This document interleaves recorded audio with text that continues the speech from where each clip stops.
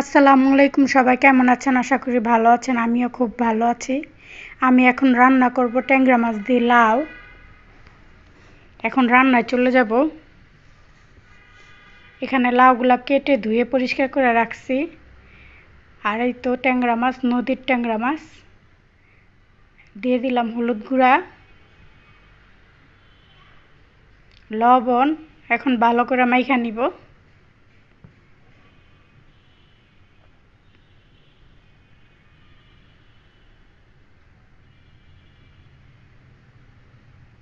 মাখানো হয়ে গেছে।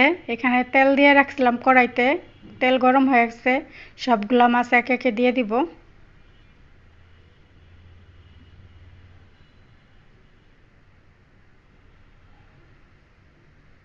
সবগুলা মাছ দেওয়া শেষ। মাছগুলা উল্টাই দিব।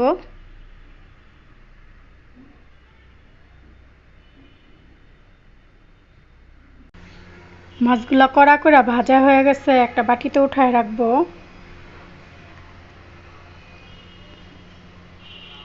এই তেলেই দিয়ে দিব পেঁয়াজ, কাঁচামরিচ।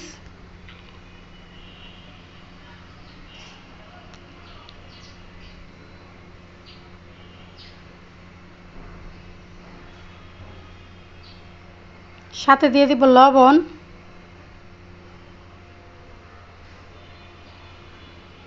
লবণ দিয়ে পেঁয়াজগুলো হালকা ভেজে নিব।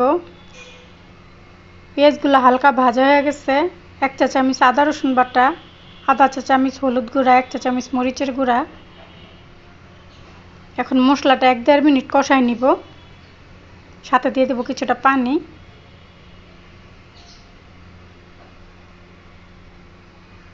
মশলাটা 1.5 মিনিট কষাই নিচে দিয়ে দিলাম লাউগুলা। এখন ভালো করে নাইড়া চাইড়া মশলার সাথে মিশাই দিব।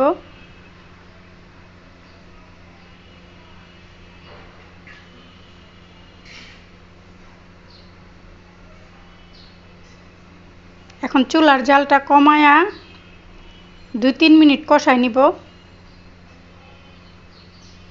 দিয়ে দিব ঢাকনা। ঢাকনা দিয়ে আমি 2-3 মিনিট কষাই নিছি। কষানো হয়ে গেছে। এখন দিয়ে দিব মাছগুলা। সাথে দিয়ে দিব পরিমাণ মতন পানি।